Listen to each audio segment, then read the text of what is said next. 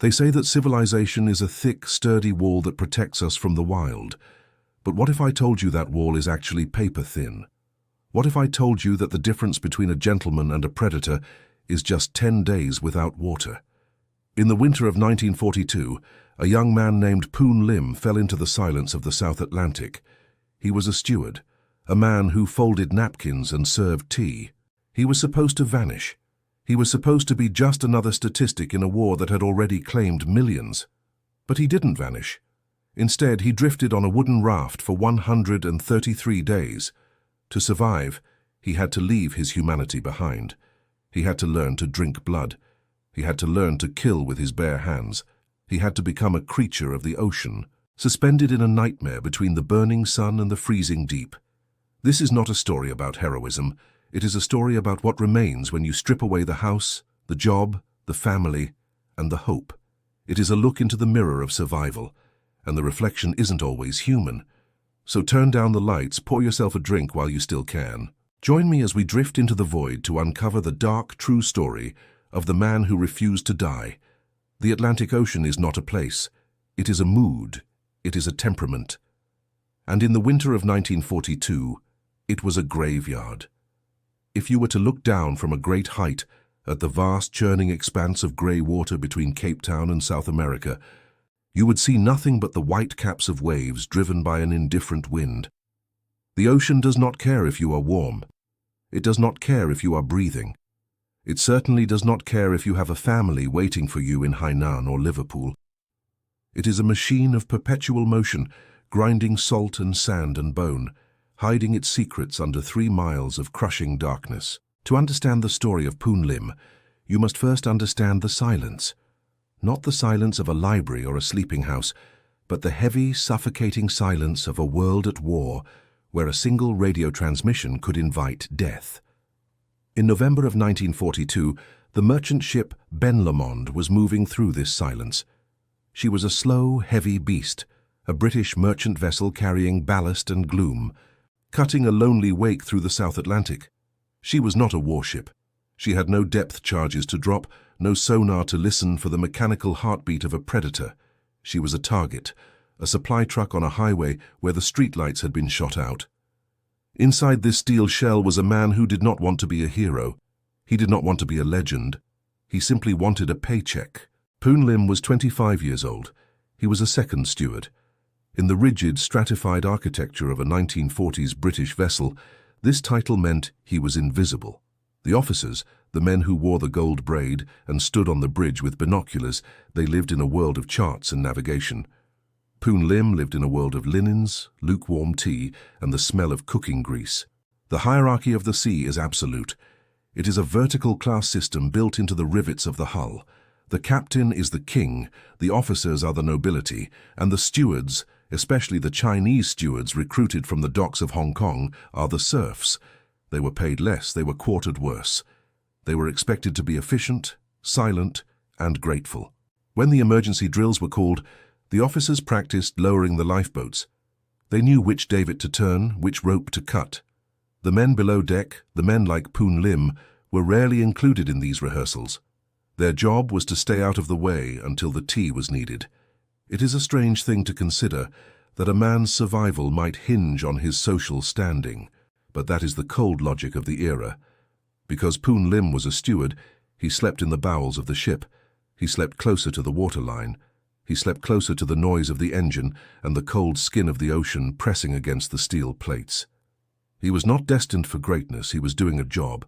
He had signed the papers, walked up the gangway, and accepted that for the next few months, his life would be defined by the 4 walls of a cabin and the rhythmic thrum of the propeller shaft. He did not know that he was sailing into a void. He did not know that the Ben Lomond was already a ghost ship, just waiting for the moment to catch up with its fate. The voyage had begun with safety in numbers. That was the strategy of the time, the convoy. Dozens of ships moving together, a herd of steel bison protected by the destroyers that circled them like sheepdogs. In a convoy there is comfort. You can see the smoke from other funnels. You can signal with lamps. You are part of a civilization moving across the water. But convoys are slow. They move at the speed of the most sluggish vessel, and the Ben Lomond was slow. but she was thirsty for coal and supplies. And the decision was made. The order came down, bureaucratic and fatal. The Ben Lomond would detach, she would sail alone. This was the first gamble. To save time, to save fuel, the ship was stripped of its protection. She turned her bow away from the herd and pushed into the open ocean, heading toward Paramaribo on the coast of Suriname. The moment she left the convoy, the atmosphere on board changed. You could feel it in the mess hall. You could see it in the way the sailors scanned the horizon. Their eyes narrowed against the glare. The ocean seemed to get larger. The sky seemed to get lower. German U-boat doctrine was simple. It was mathematical. They called it the Rudeltaktik, the wolf pack. But out here, in the deep mid-Atlantic, the wolves often hunted alone. They didn't need to swarm, they just needed to wait. A U-boat is a terrifying piece of engineering. It is a claustrophobic tube of sweating metal, smelling of diesel and unwashed bodies, prowling beneath the waves. Its weapon is not just the torpedo, its weapon is invisibility. It strikes from nowhere. It turns a peaceful Tuesday afternoon into an inferno without warning. For days the Ben Lomond sailed through this tension. The crew observed the blackout strictly. No cigarettes on deck, no open portholes. At night, the ship was a moving shadow, a hole in the universe. Poon Lim went about his duties. He folded the napkins. He served the meals. He listened to the creaking of the ship, the groaning of the wood and steel as it rode the swells. He was living in the belly of a vulnerable beast, and he knew it. Every sailor knew it. They slept in their clothes. They kept their life jackets within arm's reach. They walked softly, as if their footfalls might echo through the hull and alert the monster waiting below. On November 23rd, the ocean was calm. The sun was out. It was just before noon. Lunch was being prepared. The smell of baking bread might have been drifting through the corridors. It was the kind of ordinary moment that usually evaporates from memory, a mundane slice of time between shifts. And then the world ended. It didn't start with a siren. It started with a concussion that was felt in the teeth before it was heard in the ears. The German submarine U-172 had been tracking them. It had calculated the speed, the angle, the depth. It fired 2 torpedoes. The first one missed. The second one did not. The impact was catastrophic.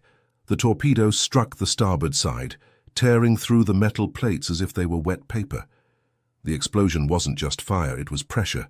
It slammed doors shut. It shattered glass 3 decks up. Steam pipes burst, screaming like wounded animals. The lights flickered and died, plunging the corridors into a sudden smoky twilight. Poon Lim was thrown against a bulkhead. The air was instantly filled with dust, rust, paint chips, pulverized cork from the insulation. For a second there was no thought, only the physical shock of the blow. Then, the sound of rushing water, not a trickle but a roar. The Atlantic was forcing its way in. He scrambled to his feet. The ship was already listing, tilting crazily to the right. Gravity had changed. The floor was becoming a wall. In the confusion, the training of the officers collapsed. There was no orderly line to the lifeboats. There was no whistle blowing a rhythmic cadence. There was only the shouts of men realizing they were about to die. Poon Lim grabbed a life jacket. He didn't have time to find his belongings. He didn't have time to think about the money he had saved or the letters he had written. He moved by instinct, fighting his way up the slanted stairwells, dragging himself toward the daylight. The ship was dying fast. The Ben Lomond was a heavy ship, laden with cargo and with a hole in her side. She had no buoyancy. She was going down. When he reached the deck, the scene was a nightmare of physics. The stern was rising. The bow was already underwater. Steam was venting with a deafening shriek, obscuring the sun. He looked for the lifeboats. He looked for the sturdy, white-painted cutters that were supposed to be the salvation of the crew. But the explosion had destroyed them, or the angle of the ship made them impossible to launch. He saw men jumping. He saw men trapped. He made a choice. It wasn't a calculated decision. It was a spasm of survival. He didn't wait for a boat. He didn't wait for an order. He climbed to the rail, the ocean looking impossibly far down, and he jumped. The water was a hammer. It was cold, shocking, stealing the breath from his lungs. He went under, the green darkness swallowing him, the turbulence of the sinking ship spinning him like a rag doll. He kicked, fought, clawed his way back to the surface. When he broke through, gasping, wiping the oil and salt from his eyes, he saw the Benlomond. It had been less than 2 minutes since the torpedo struck. 2 minutes. The ship was almost gone. The boilers exploded underwater, sending a shockwave through the sea that punched him in the chest. He treaded water, bobbing in the chaotic swell, watching the final moments of his world. The ship slid beneath the surface, taking the noise with it. The screaming steam stopped, the shouting stopped, the metal groaning stopped. And then there was just the ocean. Poon Lim was alone. He spun in the water, looking for others. He saw debris, a crate, a plank of wood, a patch of oil shimmering like a rainbow in the sun. But no boats, no swimmers, just the vast, empty indifference of the Atlantic. He was wearing a life jacket, but the water was cold. Hypothermia is a quiet killer. It whispers to you before it takes you. He needed to get out of the water. He needed a raft. He scanned the horizon, the waves lifting him up and dropping him down. And then he saw it. It wasn't a boat. It was a Kali float. To visualize a Kali float, you must imagine a giant, oval donut. It is a rigid raft, made of copper or steel tubing wrapped in cork and covered in canvas. It has no bottom, just a wooden lattice floor suspended in the middle of the ring, so the water washes freely over your feet. It has no bow, no stern, no engine, no sail. It is not designed to go anywhere. It is designed for one thing only: to keep human beings from drowning while they wait for a rescue that is supposed to arrive in hours. It is a piece of last resort equipment. Poon Lim swam toward it. His limbs were heavy. The oil from the ship coated his skin, making him slick and stinking. He reached the wooden slats of the float and hauled himself up. He collapsed onto the grating, gasping, shivering, his heart hammering against his ribs like a trapped bird. He lay there for a long time. He waited for the submarine to surface. Sometimes they did. Sometimes the U-boat commanders would surface to film their kill or to question the survivors, or even to offer a sarcastic apology. But the U-172 stayed deep. It had done its work. It was already moving on, hunting the next shadow. Poon Lim waited for other survivors. He shouted. He stood up on the wobbling raft and waved his arms.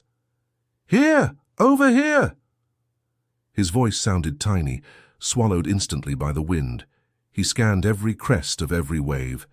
He saw a few heads bobbing in the distance, but they were motionless. The explosion had killed many. The suction of the sinking ship had taken others. The cold was taking the rest. Night fell. If you have never been alone on the ocean at night, you cannot imagine the darkness. There is no light pollution. There is no glow from a distant city. The sky is a crushing dome of black, pierced only by the cold stare of the stars. The water turns from grey to ink. You cannot see the waves, but you can hear them, hissing, slapping against the cork of the raft. You are floating in a void. Poon Lim huddled in the center of the raft. The water washed over the slats, soaking his legs. He was wet, freezing, and in shock. He did not sleep. He stared into the dark, waiting for a light, a searchlight, a flare, anything. But there was nothing. The Benlomond had vanished as if it had never existed. When the sun rose the next morning, it brought a cruel clarity. The ocean was empty. The debris field had dispersed. There were no bodies, no wreckage. Just the blue water stretching out to a razor-sharp horizon in every direction. It was a perfect 360-degree prison. Poon Lim sat up. He was alive. That was the first fact. The second fact was that he was in trouble. He began to explore his new world. The Kali float was roughly 10 feet long and 5 feet wide. It was painted a dull, military grey. Lashed to the side of the float, he found a metal survival tin. This tin was his bank account. It was his treasury. With trembling fingers, he pried it open. Inside, he found the currency of his survival. He laid the items out on the wooden slats, cataloguing them with the precision of the steward he was.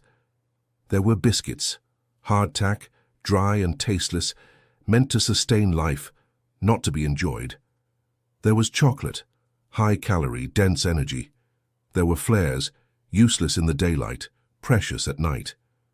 There was a small electric torch. And, most importantly, there was water, 10 liters of fresh water in metal tins. He looked at the water. Then he looked at the ocean. Water, water, everywhere, nor any drop to drink. The irony of the sailor's plight settled on him. He was floating on a reservoir of death. Drinking the seawater would kill him. The salt would dehydrate his cells, drive him mad with hallucinations, and shut down his kidneys. His life was contained entirely within those few metal tins. He did the math. He didn't need a calculator. He knew roughly where he was, somewhere between Cape Town and Brazil. He knew the shipping lanes were empty because of the war. He knew the Benlomond had been sailing alone, so no one had seen her go down. No distress signal had been sent. The radio room had been destroyed in the first seconds. This meant no one was coming. No one knew he was here. Most men in this situation fall apart. The psychological weight of total isolation is heavier than the physical deprivation. The panic sets in. They eat the chocolate to comfort themselves. They drink the water because their throat is dry from the smoke. They fire the flares at the empty sky, begging God to look down. They exhaust their resources in a frantic bid to deny their reality. Poon Lim did not panic. He sat on the wet slats of the raft, the sun beating down on his black hair, and he made a calculation. He looked at the biscuits. He looked at the water. He estimated that if he was careful, if he was truly, agonizingly careful, he had enough food for perhaps a month, maybe less. But a month to do what? To drift, to hope. He realized that the raft had no propulsion. He couldn't steer it toward land. He was at the mercy of the currents. He was a piece of flotsam. The Atlantic Ocean is roughly 41 million square miles. He was a speck of dust on a mirror. He took a piece of rope from the side of the raft and tied it around his wrist. Then he tied the other end to one of the raft's handles. This was his first official act as a castaway. It was an acknowledgement of the danger. If he fell asleep and a wave washed him off, the raft would drift away faster than he could swim. The rope was his umbilical cord. He looked at the food again. He felt the hunger gnawing at his stomach. The adrenaline of the sinking had faded, leaving a hollow ache. He reached for a biscuit. His hand hovered over the tin. Then he pulled his hand back. He decided not to eat, not today. He had reserves of fat in his body. He was young, he was strong, he would fast, he would stretch the supplies from the very first hour. He would treat the water like liquid gold. This was the moment the steward died and the survivor was born. The steward serves others. The survivor serves the biological imperative to endure. He closed the tin. He secured the lid. He sat back against the curved cork rim of the Kali float and watched the sun climb higher into the sky. The heat began to build. The reflection off the water was blinding. There was no shade, there was no shelter. He was exposed to the raw, unblinking eye of the cosmos. He watched the clouds. They were high, wispy things, cirrus clouds made of ice crystals, offering no rain. He needed rain. The 10 liters of water would not last forever. He needed the sky to weep for him. But the sky was dry. As the first day turned into the second and the second into the third, a routine began to form. It was a routine of suffering. The sun burned his skin. The salt spray crusted in his eyes and on his lips, creating sores that stung with every movement. The dampness of the raft caused his skin to soften and peel. He counted the biscuits again. He counted the chocolate squares. He categorized them in his mind. This is for week 2, this is for week 3. He was imposing order on chaos. He was building a calendar in a place where time didn't exist. But the ocean has a way of mocking plans. On the 4th day, the wind picked up. The waves grew steeper. The raft, light and flat, rode them like a leaf, but it tipped and bucked violently. Poon Lim had to hold on with both hands to keep from being thrown into the sea. The spray was constant now. He was soaked to the bone. He began to understand the true nature of his enemy. It wasn't the hunger. It wasn't even the thirst. Not yet. It was the relentless, grinding discomfort. There was no comfortable way to sit. The wooden slats dug into his hips. The cork ring was too hard to use as a pillow. If he lay down, the water washed over his face. If he sat up, the wind chilled him. He was in a torture chamber that had no walls, and he was still sailing blind. He had no compass. He didn't know if the current was taking him west toward South America, or east back toward Africa, or worst of all, south, toward the freezing emptiness of the Antarctic. He was moving, but he had no idea where. He started to talk to himself, just a whisper at first. He narrated his actions. "I am opening the tin. I am taking a sip of water." It was a way to prove he was still real. If he spoke and he heard it, then he existed. The silence of the ocean was so profound that he felt he might simply dissolve into it if he didn't make a sound.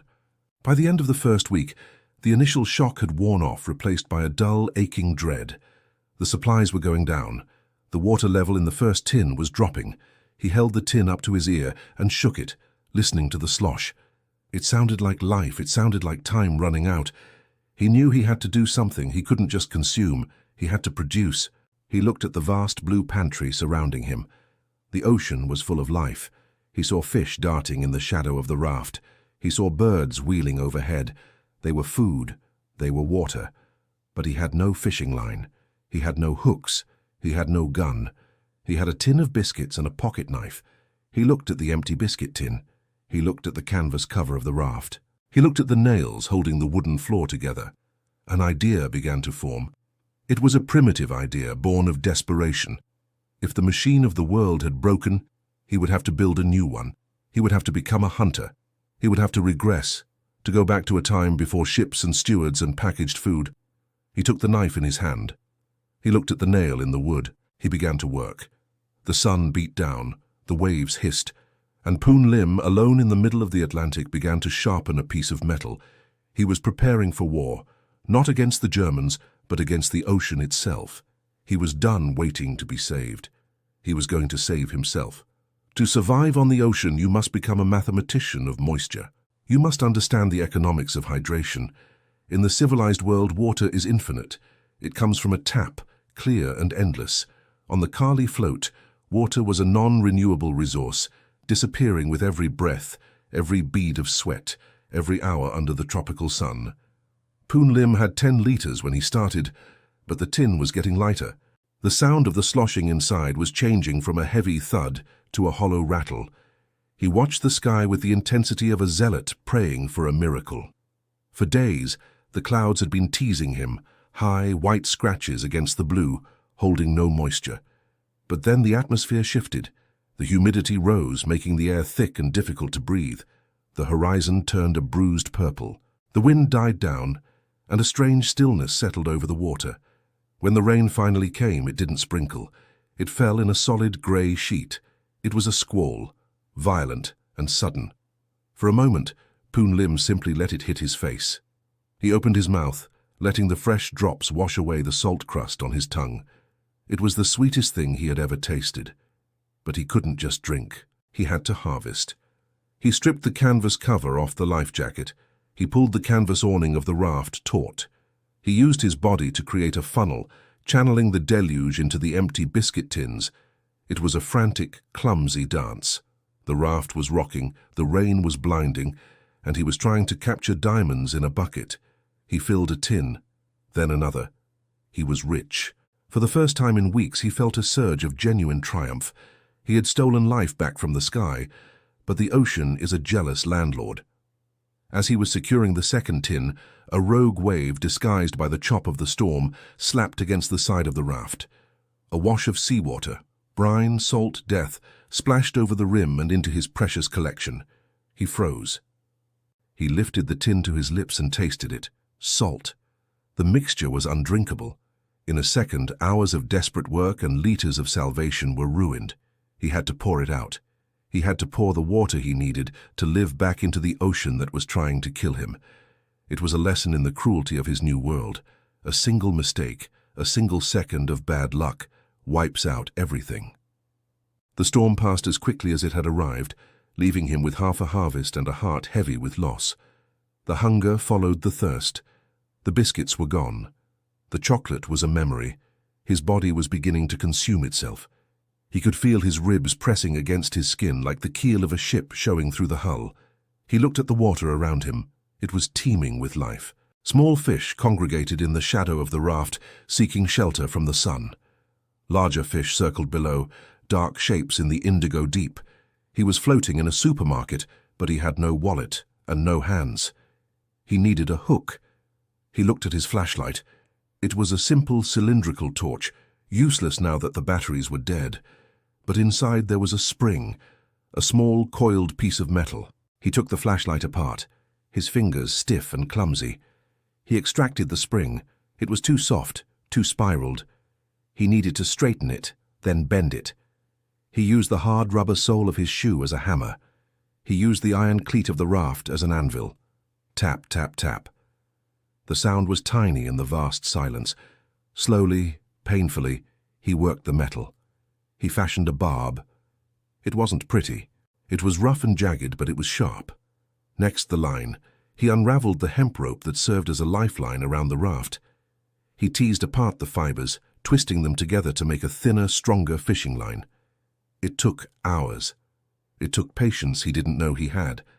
When he finally dropped his line into the water, baited with a piece of barnacle he had scraped from the underside of the raft, he expected a bite. He expected the ocean to yield. But the fish were clever. They nibbled. They stole the bait. They swam around the hook, mocking him. Every time he pulled up an empty line, it cost him calories. Every movement of his arm burned energy he couldn't replace. It was a terrifying equation. Fishing was killing him faster than starving. If he didn't catch something soon, the effort of trying would be the thing that finished him. He was sitting in a stupor of exhaustion when the solution descended from the sky. It was a gull, a common seabird, white and grey, looking for a place to rest in the endless blue. To the bird, the raft wasn't a vessel of human suffering. It was just a rock.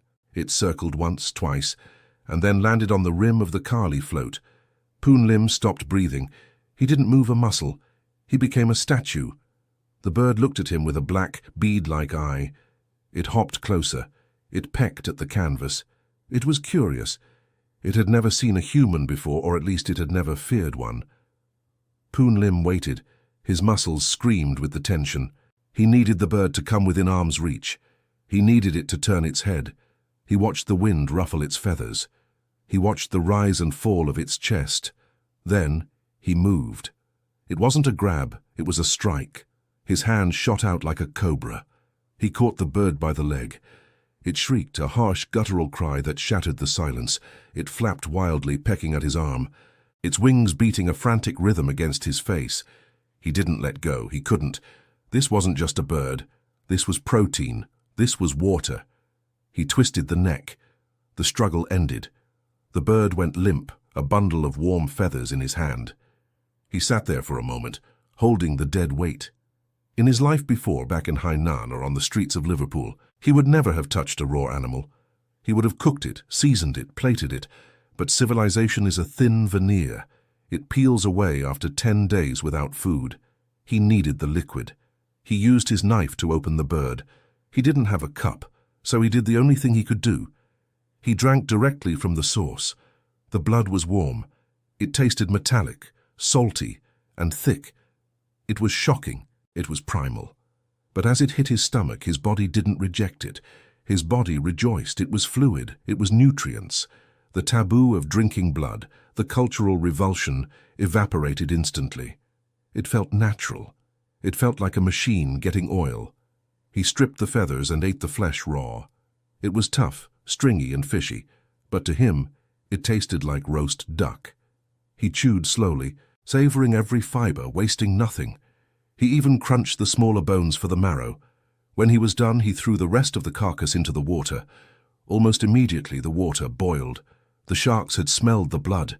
They thrashed and snapped, fighting over the scraps. Poon Lim watched them. He wasn't afraid. He felt a strange kinship.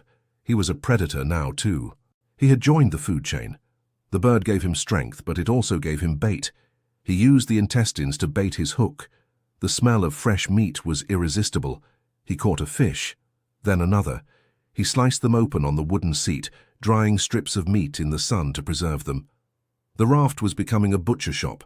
It smelled of death and salt, a pungent odor that hung in the still air. Then came the monster. It was a shark, but not the one he feared. It was a shark's shadow, lurking deep. But on the surface, something else appeared. A shape, like a floating rock. A sea turtle. It was massive.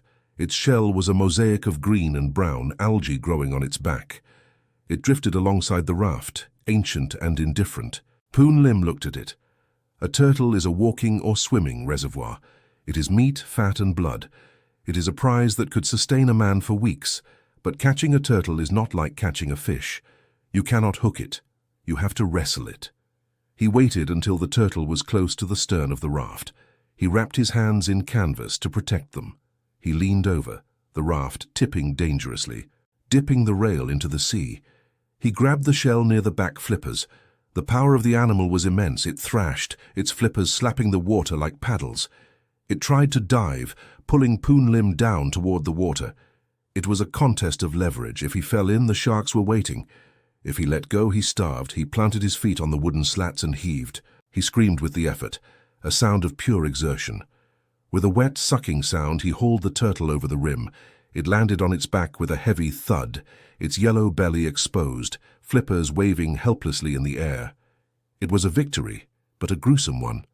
The turtle was heavy, perhaps 40 pounds. Dealing with it required a level of violence that Poon Lim had to summon from the darkest corners of his mind. He had to bypass the armor. He had to be efficient. He drank the turtle's blood. There was so much of it. He caught it in his tins. He drank until his stomach was distended.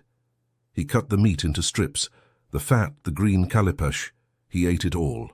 This was the turning point. He was no longer a victim of the shipwreck. He was a resident of the ocean. He had adapted. He had tools. He had a pantry. He had water. But while his body was stabilizing, his mind was beginning to drift. Time on the ocean is not measured in hours. It is measured in light and dark. The sun rises, burning the skin. The sun sets, bringing the cold. There are no weekends. There are no holidays. There is only the cycle. Poon Lim realized that if he lost track of time, he would lose his mind. He needed a calendar. He tied a knot in a piece of rope for every day, a simple knot, a small bump in the hemp. Every 7 days he tied a larger knot. He counted the knots. 20, 30, 40. The numbers became abstract. What did 40 days mean when the view never changed? To keep himself tethered to reality, he invented work. He cleaned the raft. He scrubbed the bird droppings from the canvas. He reorganized his tins. He polished his knife. He would talk to the empty air. First, we cleaned the deck. Then, we checked the lines. He adopted the persona of an officer. He gave himself orders and then obeyed them. It was a way to split his mind. 1 part commander, 1 part crew. It kept the loneliness at bay, but only just. Sometimes in the heat of the afternoon, the horizon would warp.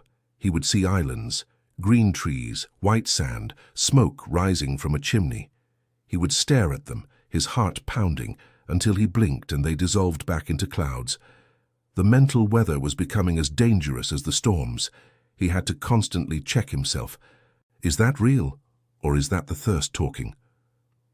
He stopped thinking about rescue. That was the most dangerous hope. Rescue was a lottery ticket, and he had already lost. He focused on existence. Survive today.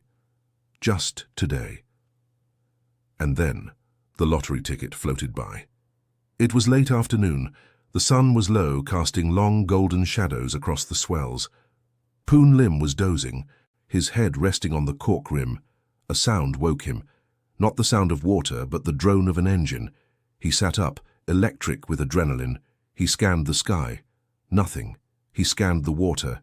There. A ship. It wasn't a phantom. It was a merchant vessel, perhaps a mile away. He could see the smoke from its stack. He could see the white foam at its bow. He could see figures moving on the bridge. He scrambled for his flares. He had saved them. He had hoarded them for this exact second. He fumbled with the mechanism. His hands were shaking so badly he nearly dropped it. He pulled the cord. A red star shot up into the sky. It hung there, burning brilliantly against the fading blue. A beacon, a scream in the language of fire. I am here. I am alive. Look at me. He waved his shirt. He shouted until his throat was raw. Help! Over here! Help! He watched the ship. He waited for the turn. He waited for the change in the wake that would signal they had seen him. He waited for the whistle. The ship kept moving. It didn't turn. It didn't slow down. The figures on the bridge didn't point. They were looking forward, watching for U-boats, watching for periscopes. They were looking for enemies, not survivors.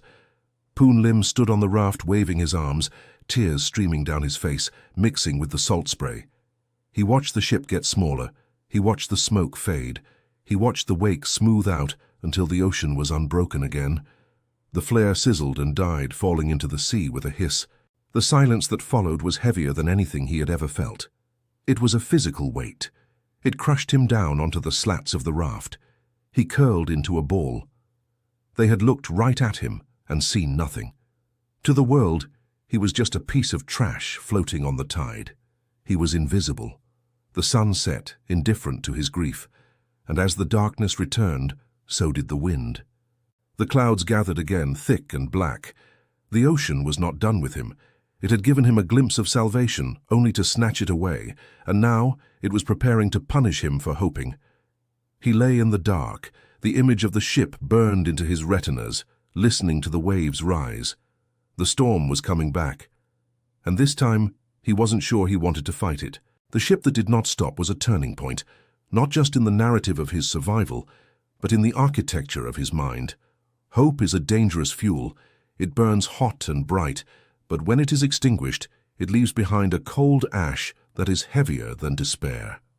Poon Lim watched the vessel disappear, and with it the last tether to the world of men.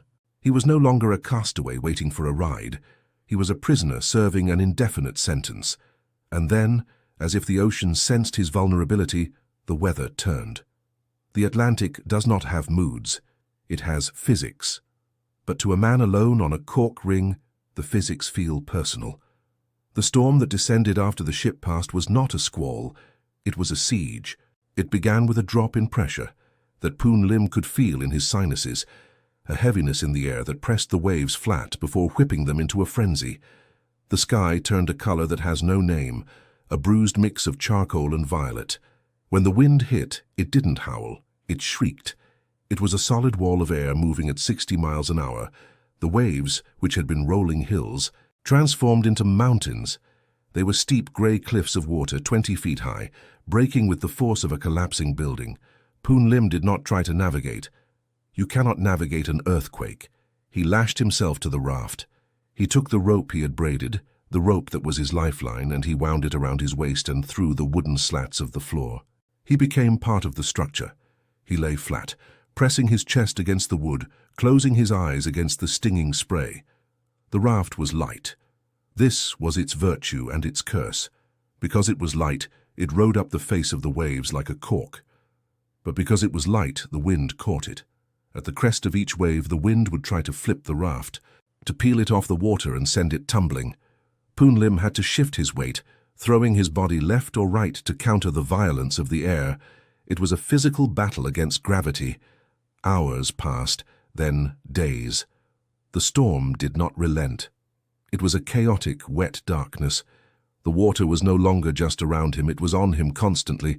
The waves crashed over the rim, filling the center of the float. He was submerged, choking, spitting out brine, gasping for air before the next deluge. The greatest cruelty of the storm was the water itself. It was fresh water falling from the sky, torrents of it, enough to fill 1,000 tins, but he couldn't catch it. The wind was too strong to rig the canvas. The waves were contaminating everything with salt. He was dying of thirst in the middle of a flood. He tried to open his mouth to the rain, but every time he did, a wave would slap him, forcing him to swallow seawater. He was retching, his stomach cramping, his throat burning. During the night, the raft was tossed so violently that his supplies were threatened. The tin of dried fish, the knife, the few remaining flares, everything had to be tied down. He lost his grip on a piece of the canvas awning. The wind ripped it from his fingers, and it vanished into the dark, a white ghost flying away into the storm. It was a catastrophic loss. That canvas was his water catcher. It was his roof. It was his shield against the sun. Now it was gone. When the storm finally broke, it didn't leave peace. It left wreckage. The ocean settled into a sullen, heaving swell, but the raft was a disaster zone. The water in the bottom of the float was a slurry of fish scales, vomit, and salt. Poon Lim was exhausted. His muscles were knotted from days of isometric tension. His skin was grey and wrinkled, soaked for too long, but the real damage was to his body. The human skin is not designed for the marine environment. It is a terrestrial organ. It needs to be dry. After weeks of constant immersion, the salt water began to digest him. It started with the salt water boils. These are not simple blisters.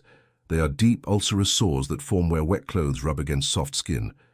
They appeared on his elbows, his knees, his ankles, and his buttocks. They were red, raw craters that oozed lymph and blood. Every movement was agony. To sit up was to grind salt into an open wound. To lie down was to press the sores against the hard wood. The pain was a constant, high-pitched noise in his nervous system. It made sleep difficult. It made thinking difficult. He looked at his legs. They were swollen. The condition is called immersion foot, or trench foot. The tissue was dying because of the cold and the wet. His feet were pale, waxy, and numb. If gangrene set in, he would die. There were no antibiotics here. There was no surgery. He realized he had to get dry. It was a biological imperative. But there was nowhere to go. The raft was wet. The air was damp. He began to manage his own decay. He took off his clothes when the sun was out, trying to dry his skin, but the sun burned him instantly. He was caught in a trap between rot and burn. If he stayed wet, he rotted. If he dried out, he cooked. He compromised. He used the remaining fabric from the life jacket to wrap his feet. He created a barrier between his skin and the wood. He moved constantly, shifting his weight every few minutes to relieve the pressure on the sores. It was a dance of pain, a slow shifting fidget that lasted for weeks. His appearance had changed. If you had seen him on the deck of the Benlomond, you would not recognize him now. His hair was a matted, salt-crusted mane that reached his shoulders. His fingernails were long and curled.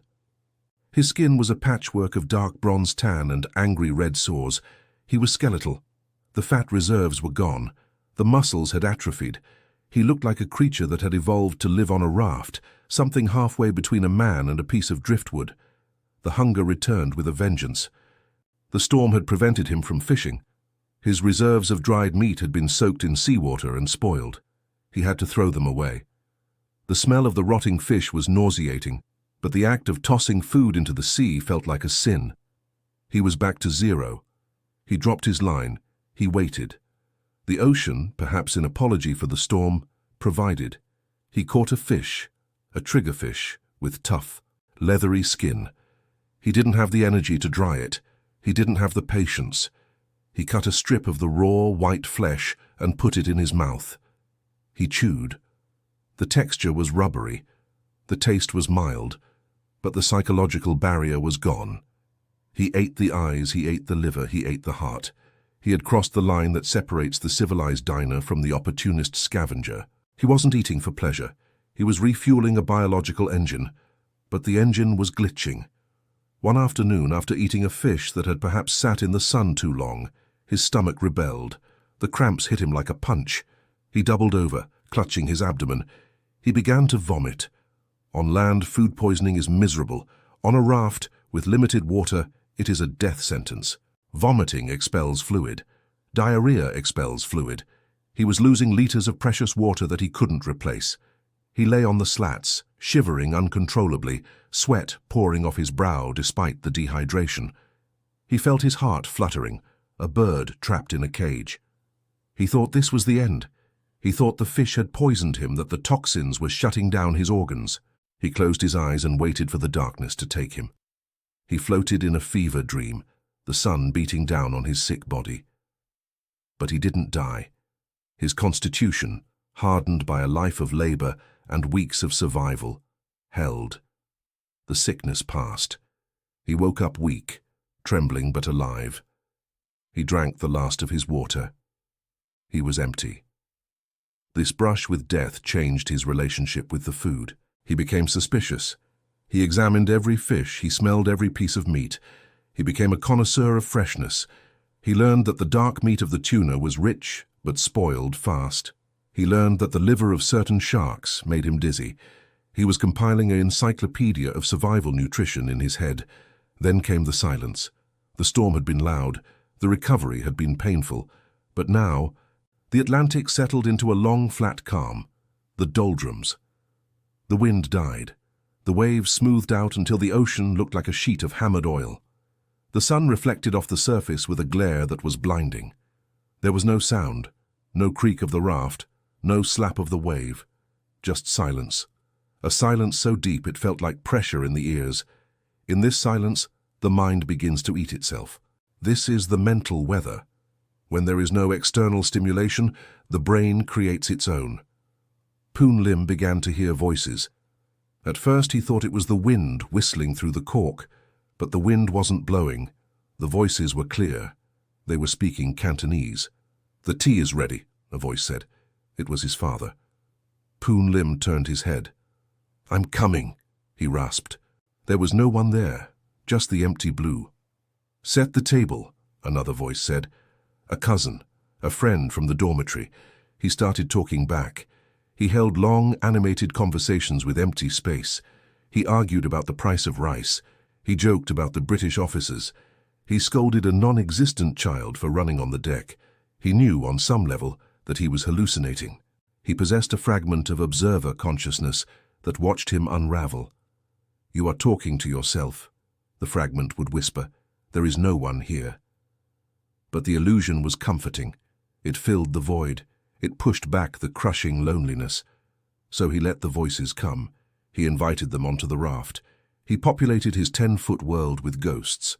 Sometimes the hallucinations were visual. He would see a city on the horizon, not a vague shape but a detailed metropolis. He saw skyscrapers. He saw bridges. He saw cars moving on a highway. The Fata Morgana. It was the heat bending the light, or his brain bending the data. He would stare at the city for hours, watching the lights turn on as the sun set. He would paddle toward it with his hands, weeping with joy, until the night fell and the city vanished, leaving him alone with the stars. The stars became his clock.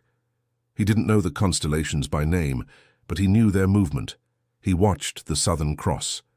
He watched the moon wax and wane. He realized he had been on the raft for a long time. How long? The knots in the rope told him. 60 days, 70 days, 80. He had surpassed the limits of what the manual said was possible. The survival guides written by the Navy assumed a man could last perhaps 30 days, maybe 40 with luck. He was doubling that. He was entering uncharted territory. He was living in a time beyond the expiration date of the human body. The raft was dying too. The canvas that remained was rotting, turning black and brittle. The wood was waterlogged, slimy with algae. Barnacles were growing on the underside of the float. He could feel them when he reached into the water. The raft was becoming a reef. It was heavier now. It rode lower in the water. It was slowly sinking, ounce by ounce, day by day. The supplies from the Benlament were long gone. The biscuit tins were rusted scrap metal. The flashlight was a corroded tube. He had nothing left of the civilized world except his knife and his clothes, which were falling apart. His trousers were rags. His shirt was a collection of holes held together by seams. He was naked in the eyes of the ocean. One morning he woke up and couldn't move his legs. They weren't paralyzed. They were just empty. The muscles had no glycogen left. The simple act of sitting up required a negotiation with his own nervous system. He lay flat, staring at the sky. He was dehydrating again. The rain had been scarce for a week. His tongue was a piece of leather in his mouth. His lips were cracked and bleeding. He couldn't produce saliva. When he tried to swallow, it felt like swallowing broken glass. He looked at the ocean. It was so blue. "So cool," it whispered to him. "Just one sip, just a little drink. It will stop the pain. The temptation to drink seawater is the final test. It is the siren song of the physiological breakdown. The brain knows it is poison, but the cells are screaming for fluid." Poon Lim looked at the water. He dipped his hand in. He brought it to his face. He could smell the salt. He dropped his hand. "No," he whispered. The word was a croak. Not yet. He decided to minimize his existence. If he couldn't find water, he would stop using it. He stopped moving. He stopped fishing. He stopped talking to the ghosts. He entered a state of hibernation. He slowed his breathing. He tried to slow his heart. He became a lizard on a rock, waiting. He drifted. The current took him. He didn't know where he was going. He didn't care. The concept of location had lost its meaning. There was only here. In this state of near death, the boundaries between the self and the environment dissolved. He wasn't a man on a raft anymore. He was the raft. He was the wave. He was the bird flying overhead. He felt a strange, terrifying peace. This is what the end feels like, he thought. It isn't a panic. It isn't a struggle. It is just a fading out, a turning down of the volume. He lay there for days, in and out of consciousness. The sun burned him, but he didn't feel it. The cold froze him, but he didn't shiver. He was conserving every calorie for the beating of his heart. Then he heard the noise. It wasn't a voice, it wasn't the wind. It was a drone, a mechanical hum. He opened his eyes. The light hurt. He squinted. A plane. It was an American patrol plane, a PBY Catalina. It was low. He could see the pontoons. He could see the star insignia on the wing. He didn't have the strength to stand. He couldn't wave his shirt. He couldn't fire a flare. He had none left. He could only lift his hand. A small, pathetic gesture. I am here. The plane banked. It circled. It dropped something, a canister. It splashed into the water 100 yards away. Poon Lim stared at the splash. 100 yards. It might as well have been the moon. He couldn't swim. He couldn't paddle the heavy, waterlogged raft against the current. He watched the canister bob in the waves. It probably contained water, chocolate, medicine, life. He watched it drift away. The current took it in one direction, and the wind pushed his raft in another. The geometry of the ocean was cruel. The pilot had seen him, but the rescue had failed. The plane circled one more time, then turned and flew west. It was low on fuel. It couldn't land in the rough swell. It had to leave. Poon Lim was alone again. But something had changed. The plane meant he was near something. Planes don't fly in the middle of nowhere. They fly near bases, near land. He forced himself to sit up. The pain was blinding, but the adrenaline spiked. He looked at the water. The color was different. It wasn't the deep ink blue of the abyss. It was paler, greener. And there were birds. Not the lone wandering albatross, but frigate birds. Terns, coastal birds. He looked at the horizon. The clouds were piling up in a specific way, cumulus clouds, the kind that form over heated land masses. He was close. He didn't know where close was, but he knew he was drifting toward the edge of the ocean. He reached for his fishing line. His hands were trembling claws. He had to eat. He had to drink. He had to live long enough to reach that green water. He had survived the torpedo, the starvation, the thirst, the sharks, the storm, and the madness. He would not die now, not when the curtain was about to rise on the final act. He baited the hook with a scrap of rotten bird meat. He dropped it in. He whispered to the ocean. "Give me one more," he said, "just one more." The line went taut. He pulled. He fought. He brought a fish onto the raft. He didn't wait. He bit into it. The lifeblood of the animal running down his chin, staining the sores on his chest. He ate with the ferocity of a wolf. He was back. He was almost gone, but he had pulled himself back from the ledge. He looked toward the west, where the plane had gone. "I am coming," he whispered to the invisible land. "I am still here." The transition from the abyss to the world of men did not happen with a fanfare. It happened with a color shift. For months, Poon Lim's universe had been a spectrum of blue, cobalt, indigo, slate, gray. But on the morning of his 133rd day, the water changed. It turned a murky, brownish green. To a tourist, this water would look dirty. To Poon Lim, it looked like heaven. It was the color of river sediment mixing with the sea. It was the color of the Amazon bleeding into the Atlantic. He was drifting into the mouth of a continent. He was too weak to stand. He lay propped up against the slimy, barnacle-encrusted rim of the raft, watching the horizon. And then he saw it. Not a mirage, not a hallucination of a skyscraper, a sail. It was a small boat, a fishing vessel bobbing in the swell. It wasn't a steel warship or a sleek cutter. It was wood and canvas manned by 3 men. They were Brazilian fishermen, working the waters off the coast of Belém. They were looking for fish, and instead, they found a monster. Imagine what they saw. A 10-foot wooden donut, covered in seaweed and rot, floating aimlessly. And inside it, a creature. Poon Lim was naked, his skin burned almost black, his hair a wild mane, his ribs protruding like the hull of a starving ship. He waved a shirt that was little more than a rag. He didn't shout. He didn't have the voice for it. The fishermen steered their boat alongside. They looked down at him with a mixture of horror and awe. They spoke Portuguese. Poon Lim spoke Cantonese and a little English. The words didn't matter. The language of survival is universal. They saw the tins, they saw the dried fish, they saw the knife, they understood. They reached down. Hands, calloused, warm, human hands, grabbed his arms. For the first time in nearly 5 months, he was lifted. The gravity felt different. He felt incredibly heavy, a sack of lead bones. They pulled him onto the deck of their boat. He looked back at the raft. It bobbed there, empty now. It looked small, it looked pathetic. It was a coffin that had failed to close. Leaving it felt like a physical amputation. That cork ring had been his home, his torture chamber, and his mother. He felt a strange, sudden spike of grief as the fishing boat turned its engine toward the coast, leaving the Carly float to drift alone into history. The fisherman offered him water, not a rationed sip, but a jug. He drank. He offered him food, beans, cooked fish. He ate. His stomach, shrunken to the size of a fist, cramped violently, but he didn't care. The taste of cooked food was overwhelming. It was an explosion of flavor that made him dizzy. They brought him to Belém, a city at the gateway of the Amazon. When he arrived, he didn't walk off the boat like a hero. He was carried. But the miracle wasn't that he was alive. The miracle was how alive he was. When the doctors examined him at the hospital, they were baffled. They expected a corpse. They expected a man in the final stages of organ failure.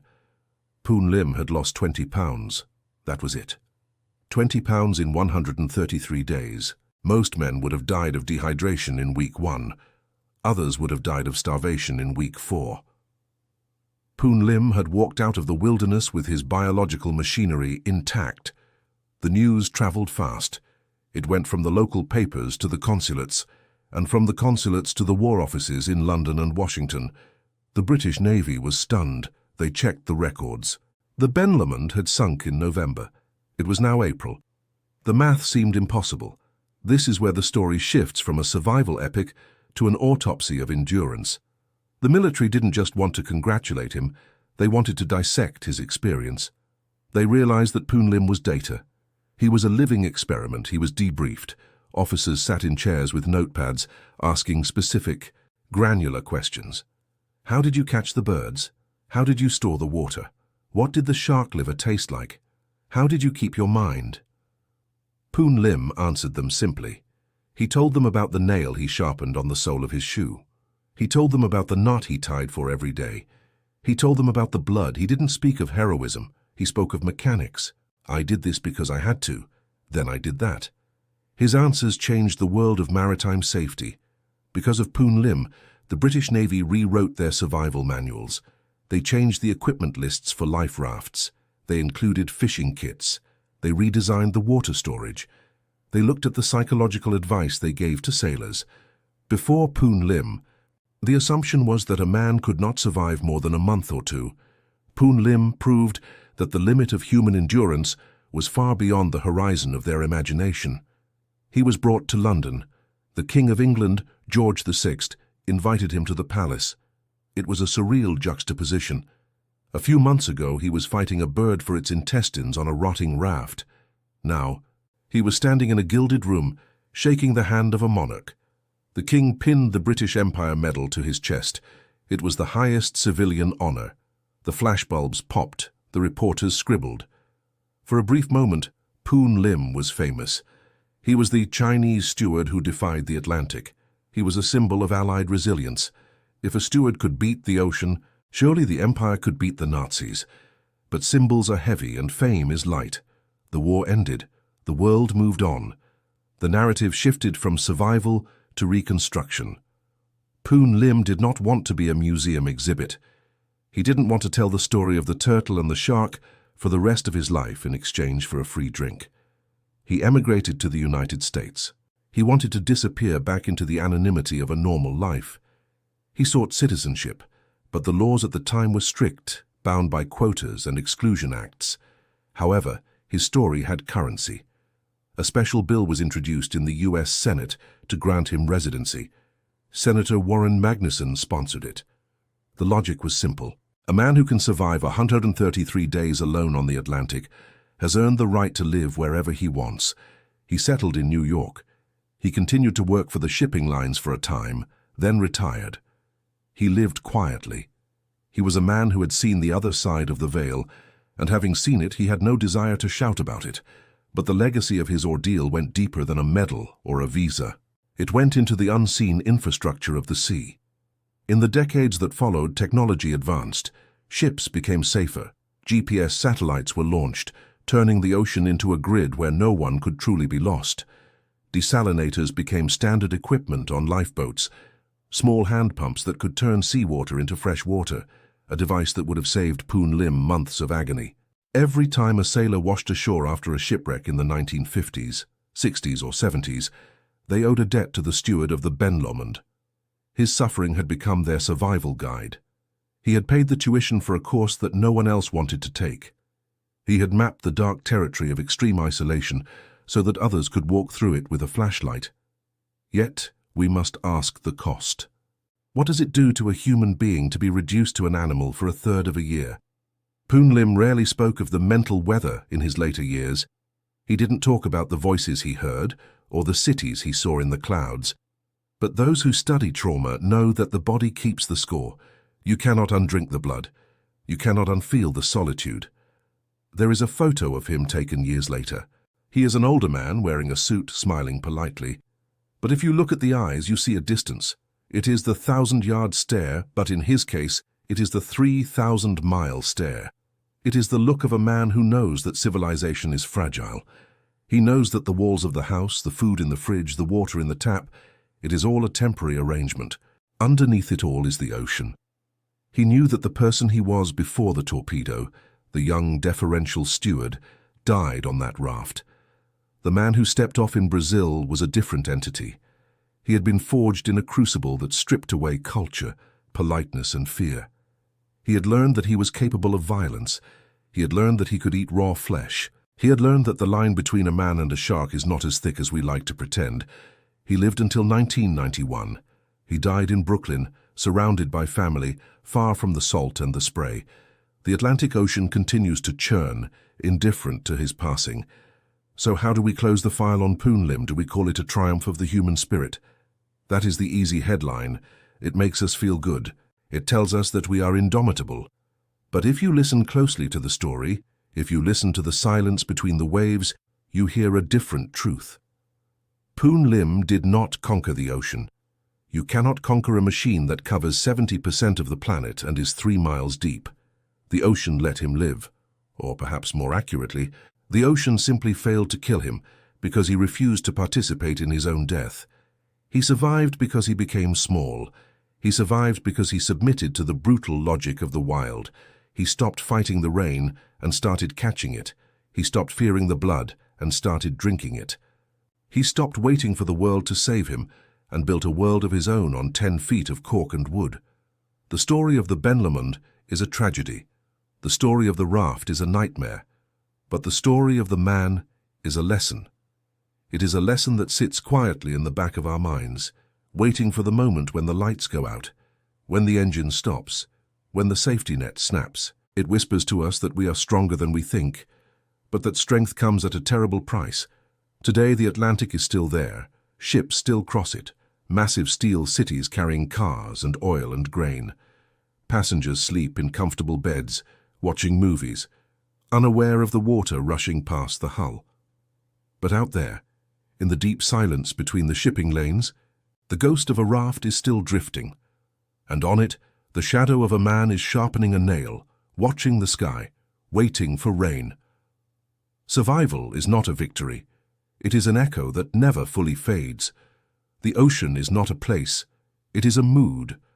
And Poon Lim is the man who stared into its eye and did not blink.